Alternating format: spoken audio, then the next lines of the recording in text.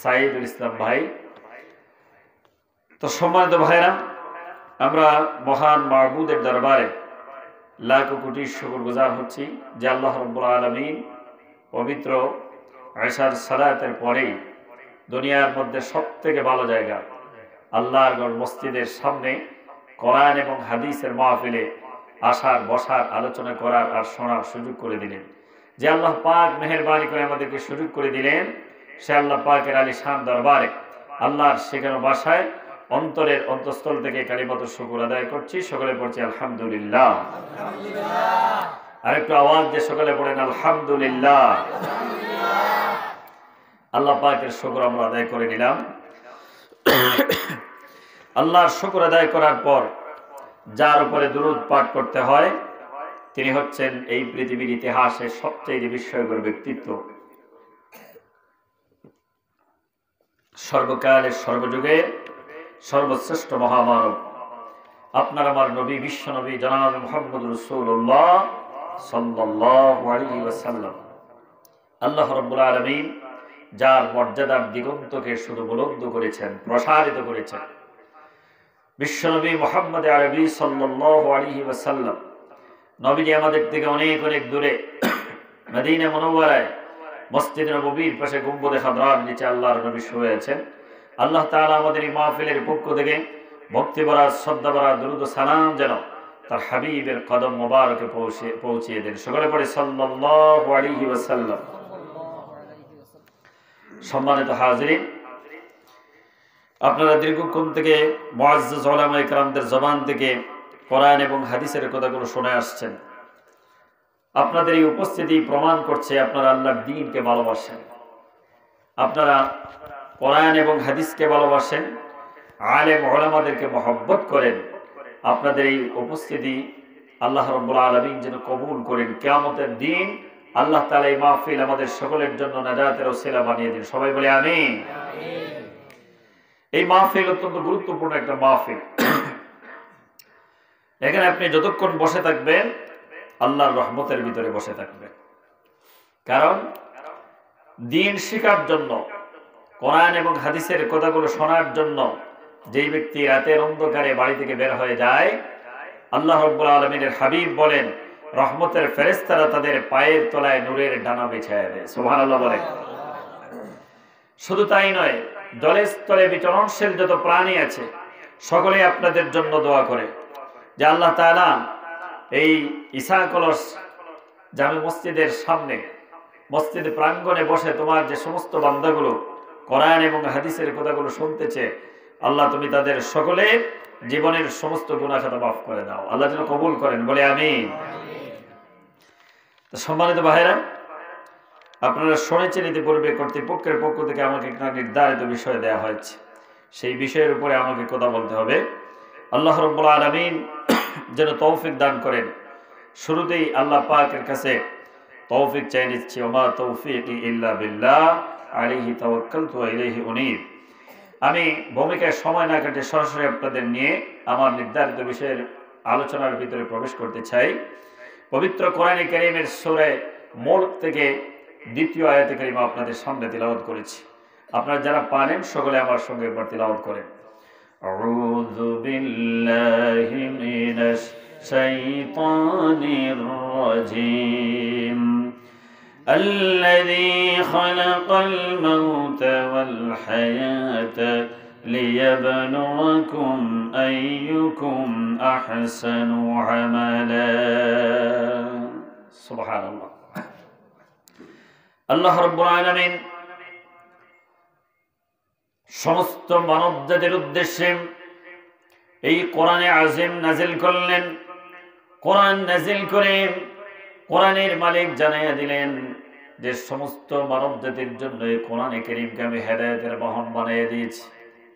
আর সূরা মুলকের এই দ্বিতীয় আয়াতে কারিমার ভিতরে আল্লাহ তাআলা মানুষের জীবন আর মৃত্যু সম্পর্কে কথা বললেন। সুবহানাল্লাহ বলেন। এই কোরআনে কারীম এমন একটা কিতাব, এটা হচ্ছে জীবন্ত একটা গ্রন্থ, মানুষের জীবনের কথা বলে। সুবহানাল্লাহ।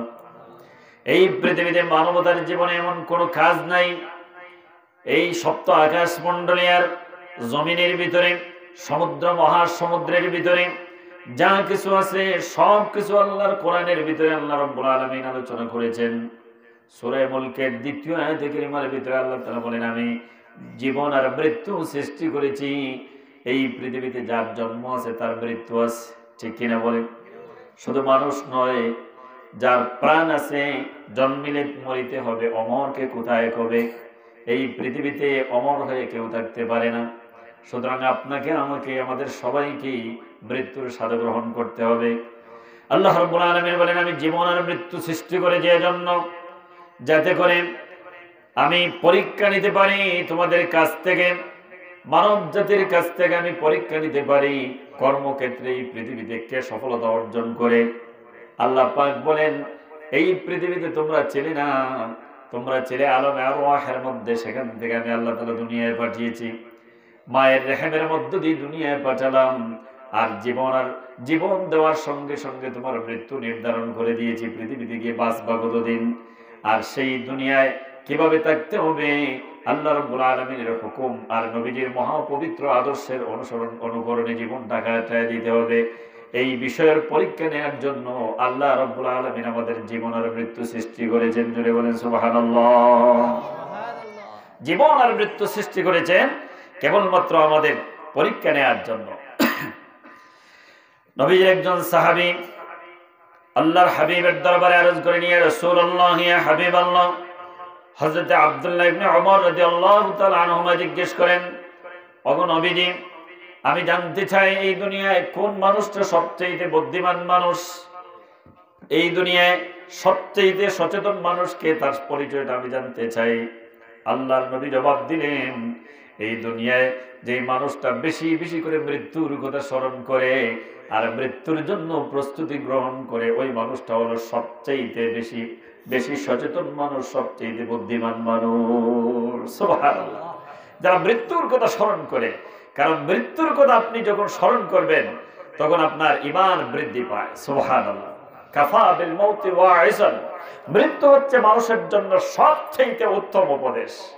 মানুষকে সংশোধন করার জন্য এই পৃথিবীতে বিশাল মানব গোষ্ঠী, এই জাতিকে পরিচালনা করার জন্য কত আইন, কত নিয়ম, কত নীতি নির্ধারণ করা হয়েছে, কিন্তু সমস্ত মানুষকে সংশোধন করার জন্য সবচেয়ে নির্মূল পথ হচ্ছে মানুষকে আখিরাতের ভয় দেখাতে হবে, পরকালের ভয় দেখাতে হবে। যদি মানুষ আল্লাহকে ভয় পেয়ে যায়, কবর, মিজান, ফুলসিরাত, জান্নাত, জাহান্নামের কথা যখন মানুষ মনে প্রাণে বিশ্বাস করে, তখন ওই মানুষগুলো আর অপরাধ প্রবণতায় সামিল হতে পারে না। কথা ঠিক কিনা? এজন্য আবার ভাইয়েরা, পরকাল সম্পর্কে কথা বলতে গেলে শুরু করতে হয় মৃত্যু দিয়ে, কারণ আমাদের পরকালের যাত্রাটাই শুরু হয় মৃত্যুর মধ্যে দিয়ে। ঠিক কিনা? এই দুনিয়াতে আমরা কেউ চিরদিন থাকবো না। আমরা ছিলাম কোথায়? আলমে আরওয়াহের মধ্যে। সেখান থেকে আল্লাহ তাআলা মায়ের রেহেমের মধ্য দিয়ে আমাদেরকে পৃথিবীতে পাঠিয়েছে। এই দুনিয়াটা খুবই ক্ষণস্থায়ী জায়গা। দুনিয়া আমাদের আসল ঠিকানা নয়, মরণ একদিন মুছে দেবে সকল রঙিন পরিচয়। আল্লাহ রাব্বুল আলামিনের হাবিব বলেন, এই দুনিয়াটা বড় ক্ষণস্থায়ী একটা জায়গা। এই দুনিয়া একটা মুসাফির খানার মতো। এই দুনিয়াটা হলো একটা অস্থায়ী জায়গা। এখানে এক্সাম্পল দেওয়া যায় যাত্রী ছাউনির মতো। বাসের যাত্রী ছাউনির সঙ্গে এক্সাম্পল করা যায়, অথবা ট্রেনের ওয়েটিং রুমের সঙ্গে এক্সাম্পল দেওয়া যায়, অথবা এয়ারপোর্টের লাউঞ্জের সঙ্গে তুলনা করা যায়।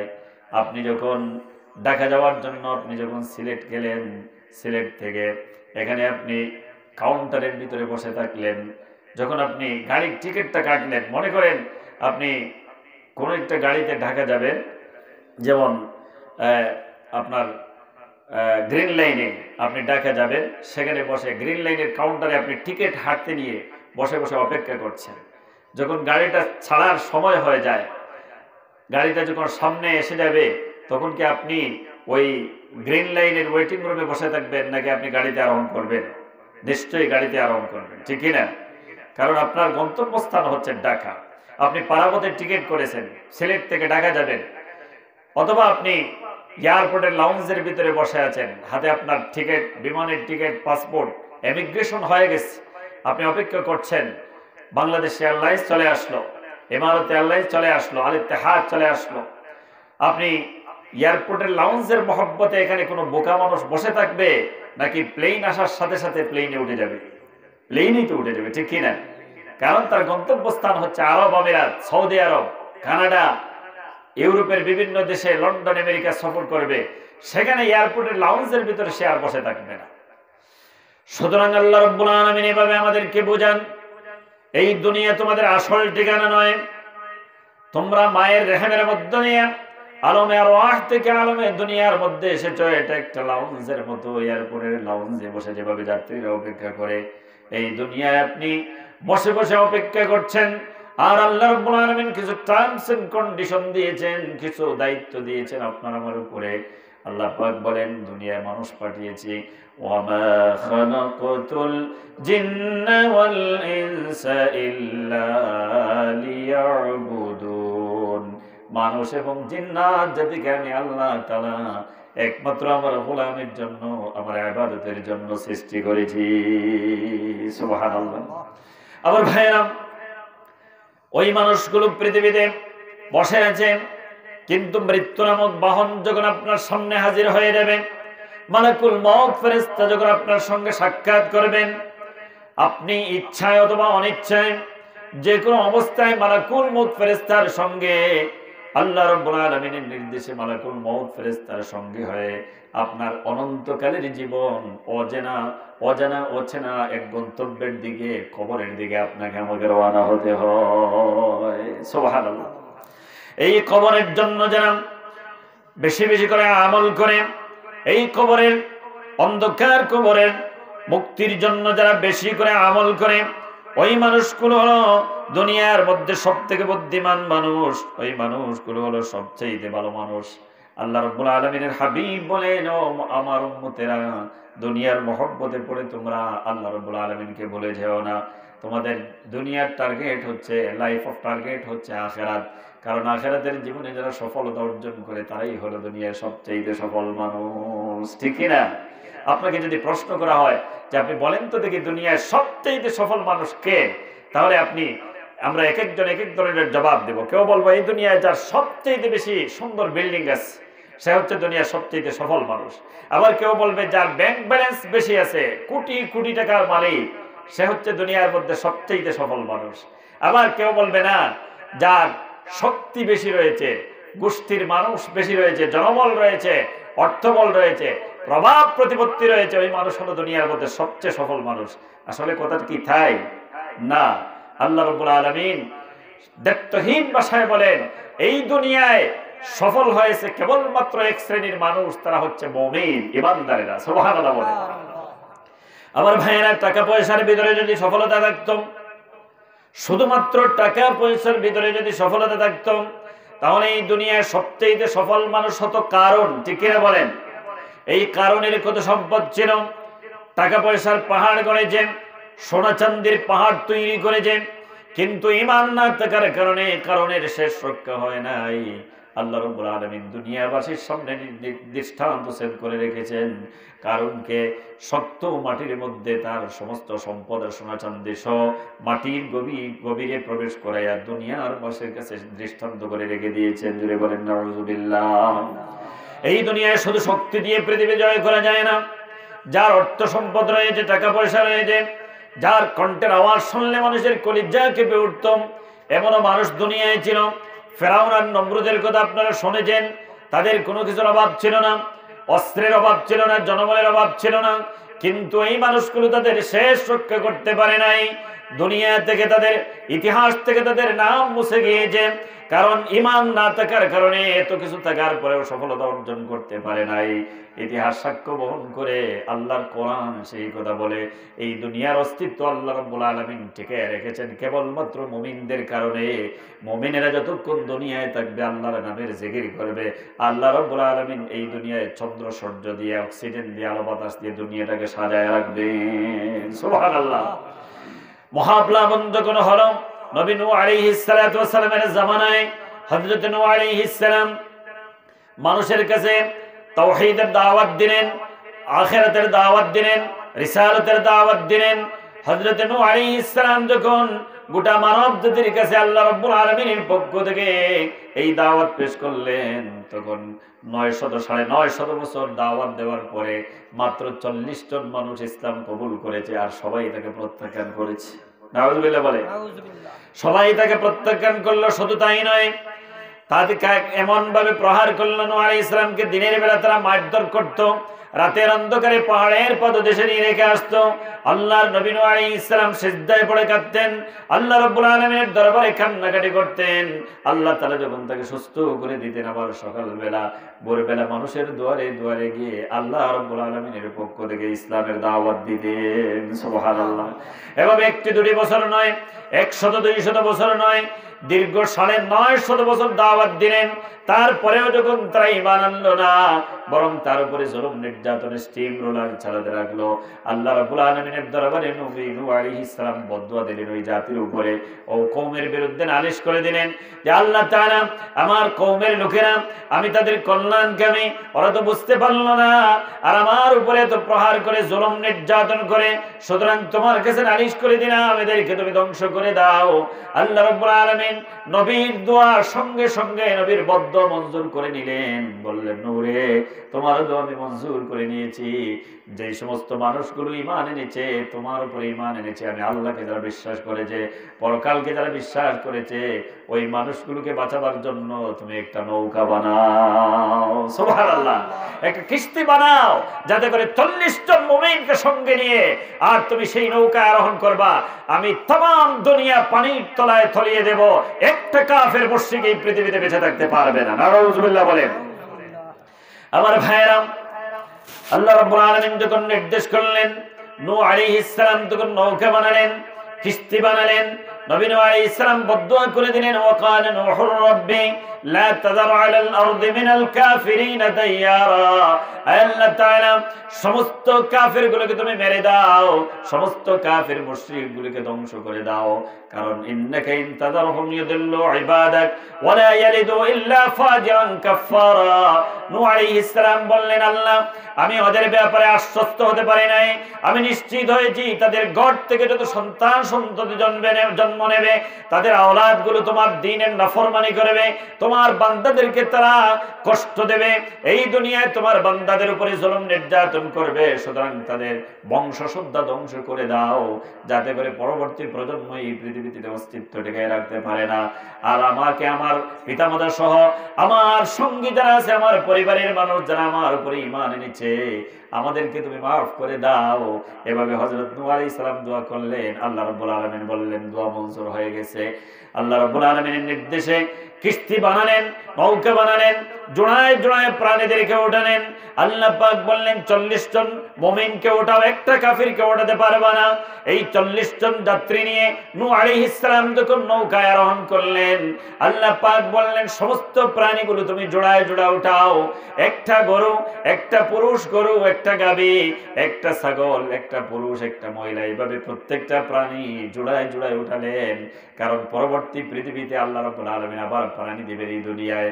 এভাবে করে সমস্ত রাতের বেলায়, রাতের অন্ধকারে যখন দেখা গেল হঠাৎ করে আকাশ থেকে গরম পানির বৃষ্টি বর্ষণ হচ্ছে, আর জমিনের নিচ থেকে ঠান্ডা পানি উঠতেছে, এভাবে দেখতে দেখতে মুহূর্তের ভিতরে গোটা দুনিয়া পানির তলায় তলিয়ে যায়। সুবহানাল্লাহ। হযরত নূহ আলাইহিস সালামের নৌকাখানা কাবার চতুর্দিকে সফর করতে লাগলো, কাবা তওয়াফ করতে লাগলো।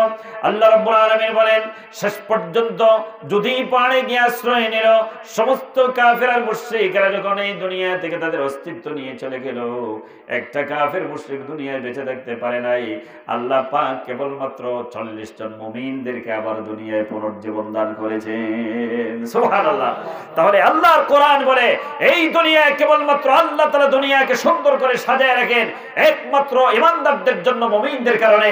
আল্লাহ রাব্বুল আলামিন বলেন, যেদিন এই দুনিয়া থেকে কোনো মুমিন থাকবে না এই পৃথিবীতে, সেদিন আমি দুনিয়া ধ্বংস করে দেব, একটা কাফেরকেও জীবিত রাখবো না। ঠিক কিনা বলেন?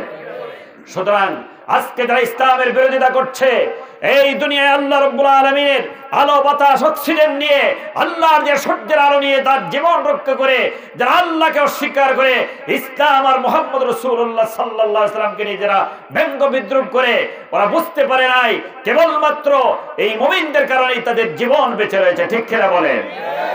সুতরাং আমার ভাইরা, এই দুনিয়ায় সফলতা অর্জন করতে পেরেছে কেবলমাত্র মুমিনেরাই। আল্লাহ রাব্বুল আলামিন বলেন, ক্বাদ আফলাহাল মুমিনুন আল্লাযীনা হুম ফি সালাতিহিম খাশিউন।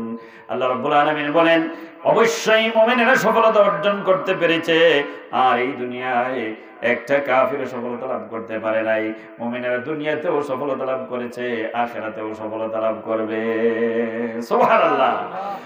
হাদিস শরীফের ভিতরে এসেছে, तमाम দুনিয়ার সম্পদ যদি এক পাল্লায় রাখা হয়, আর একজন ইমানদারের ঈমান যদি এক পাল্লায় রাখা হয়, আল্লাহ রাব্বুল আলামিনের দরবারে পাল্লার দাড়ি ধরে যদি টান দেওয়া হয়, সমস্ত দুনিয়ার সম্পদের চাইতে একজন মুমিনের ঈমানের পাল্লা আল্লাহর দরবারে ভারী হয়ে যায়। সুবহানাল্লাহ।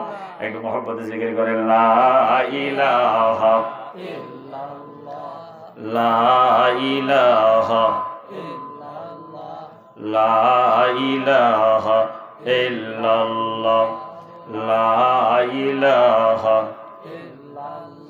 সুবহানাল্লাহ, আলহামদুলিল্লাহ, লা ইলাহা ইল্লাল্লাহ, লা ইলাহা ইল্লাল্লাহ, মুহাম্মাদুর রাসূলুল্লাহ সাল্লাল্লাহু আলাইহি ওয়াসাল্লাম। আমার ভাইরা, সুতরাং এই দুনিয়ার মহব্বতে পড়ে আখিরাতকে বলে গেলে চলবে না। কারণ মৃত্যু এমন একটা মহাসত্য, সমস্ত প্রাণীর সঙ্গে যার সাক্ষাৎ হবে, এই দুনিয়ায় মৃত্যু থেকে কেউ বাঁচতে পারবে না। কিন্তু মৃত্যুর সঙ্গে যখন মোলাকাত হয়ে যাবে, মালাকুল মউতের সঙ্গে যখন সাক্ষাৎ হয়ে যায়, তখন কিছু মানুষ আল্লাহর সঙ্গে শামিল হওয়ার জন্য, আল্লাহর সঙ্গে আল্লাহর দিদার পাওয়ার জন্য, আল্লাহর জান্নাতে যাওয়ার জন্য তারা বেকুল হয়ে ওঠে। আর কিছু মানুষ এই দুনিয়ার পূজারী মানুষ, যারা দুনিয়ার মহব্বতে পড়ে আখিরাতকে বলে যায়, মৃত্যুর সময় তারা বড় আফসোস করতে থাকে। সুবহানাল্লাহ। মৃত্যুর সময় তারা বড় আফসোস করে। আল্লাহ রাব্বুল আলামিন কোরআনে কারীমের মধ্যে বলেন, ওয়ামা হাযিহিল হায়াতুদ দুনিয়া ইল্লা লাহুম ওয়া লাইবু ওয়া ইন্নাদ দারাল আখিরাতা লাহিয়াল হায়াওয়ান লাউ কানু ইয়ালামুন। আল্লাহ পাক বলেন, ও পৃথিবীর মানুষেরা, তোমরা ধোঁকায় পড়ে যেও না। ওয়ামা হাযিহিল হায়াতুদ দুনিয়া ইল্লা লাহুম ওয়া লাইব। এই দুনিয়া হলো একটা খেল তামাশার জায়গা, শুধুমাত্র খেল ছলনার জায়গা, একটা ধোঁকার জায়গা। সুতরাং দুনিয়ার ধোঁকায় পড়ে তোমরা আখিরাতকে ভুলে যেও না। আলা দারুল আখিরাতু খায়র ওয়া ইন্নাদ দারাল আখিরাতা লাহিয়াল হায়াওয়ান লাউ কানু ইয়ালামুন। আল্লাহ পাক বলেন, তোমাদের চিরস্থায়ী জায়গা হলো আখিরাত, চিরস্থায়ী জায়গাটা হলো আখিরাত। ওই আখিরাতের জীবনে সফলতা যারা অর্জন করবে তারাই হবে সফল মানুষ। আল্লাহ পাক বলেন, লাউ কানু ইয়ালামুন। আহারে, যদি মানুষগুলো এই কথাটাও বুঝতে পারতো। সুবহানাল্লাহ। দুনিয়ার মহব্বতে পড়ে যারা আখিরাতকে বেমালুম বলে যায়, আল্লাহ পাক আফসোস করেন, বলেন, আহারে, যদি তারা অনুধাবন করতে পারতো যে এই দুনিয়ার তুলনায় আখিরাত কত মূল্যবান জায়গা। আল্লাহ রাব্বুল আলামিন আফসোস করে ওই মানুষগুলোর জন্য আফসোস করে বলে, লাউ কানু ইয়ালামুন। যদি তারা বুঝতে পারত। সুবহানাল্লাহ। আপনার আমার রব, আমার স্রষ্টা আমাদের কত মহব্বত করেন, কত ভালোবাসেন। আল্লাহ রাব্বুল আলামিন মানুষ সৃষ্টি করেছেন আল্লাহর গোলামি করার জন্য, আল্লাহর ইবাদত বন্দেগী করার জন্য, আর জান্নাত সৃষ্টি করেছেন মানুষকে এই দুনিয়ায় যারা আল্লাহর হুকুম মানবে, আল্লাহর ইবাদত বন্দেগী করে করে যারা তাদের জীবন কাটাইয়া দিবে, ওই মানুষগুলোর জন্য চিরস্থায়ী সুখের জায়গা আল্লাহর জান্নাত বানায় রেখেছেন। সুবহানাল্লাহ। নবীজি বলেন, এত সুন্দর জান্নাত আমি দেখে এসেছি। আমরা কেউ জান্নাত দেখেছি? আপনারা দেখছেন জান্নাত? না, আমরা দেখি নাই, কিন্তু দেখেছেন আমাদের একজন, আপনার আমার নবী মুহাম্মদ রাসূলুল্লাহ সাল্লাল্লাহু আলাইহি ওয়াসাল্লাম। নবীজি বলেন, আমি মেরাজের রাত্রিতে আল্লাহর জান্নাত দেখে এসেছি। সুবহানাল্লাহ। কেমন জান্নাত দেখে আসলেন?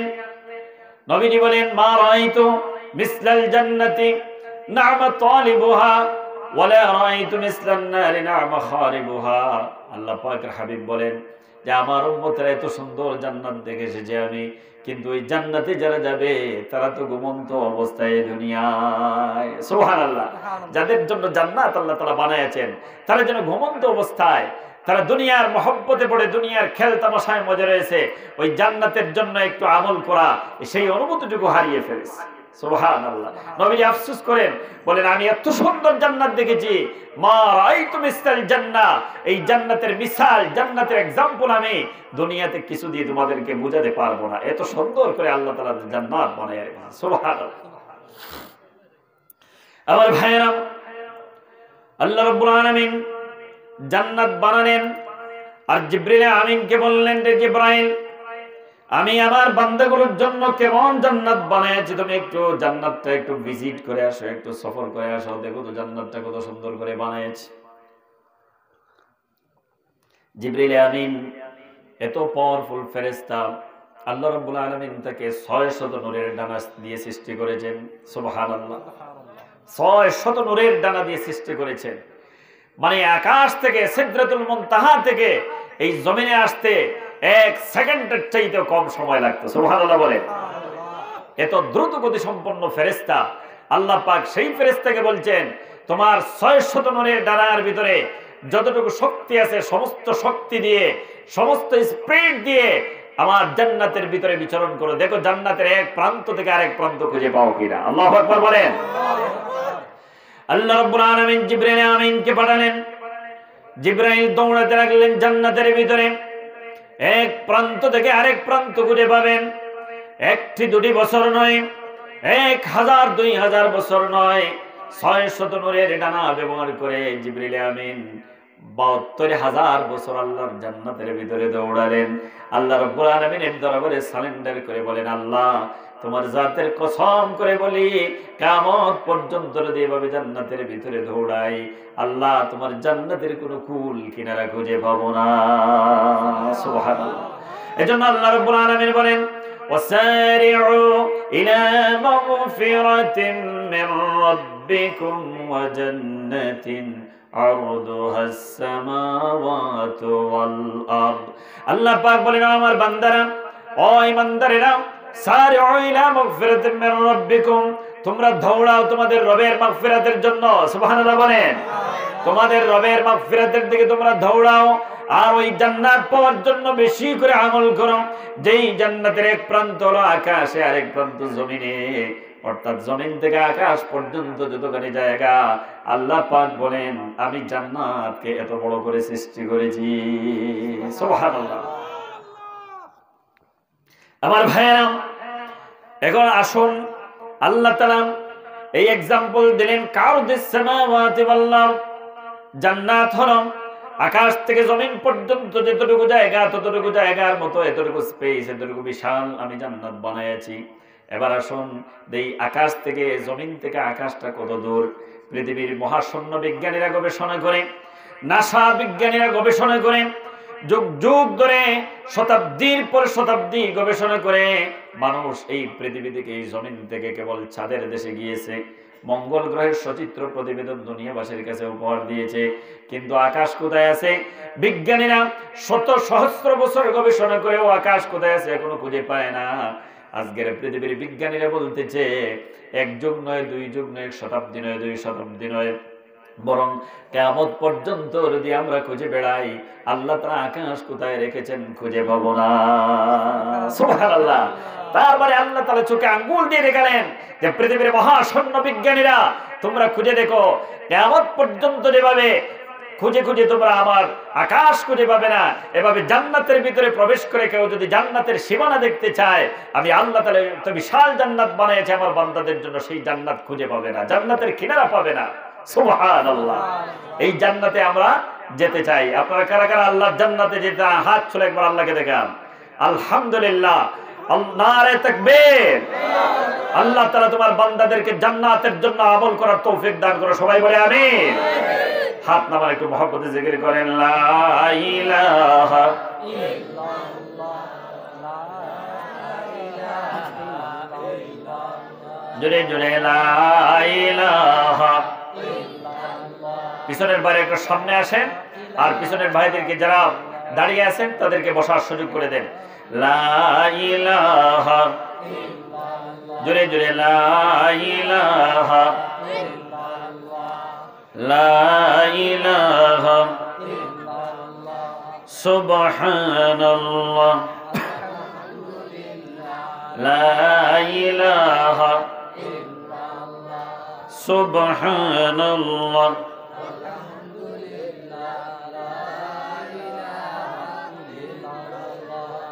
লা ইলাহা ইল্লাল্লাহ মুহাম্মাদুর রাসূলুল্লাহ সাল্লাল্লাহু আলাইহি ওয়াসাল্লাম।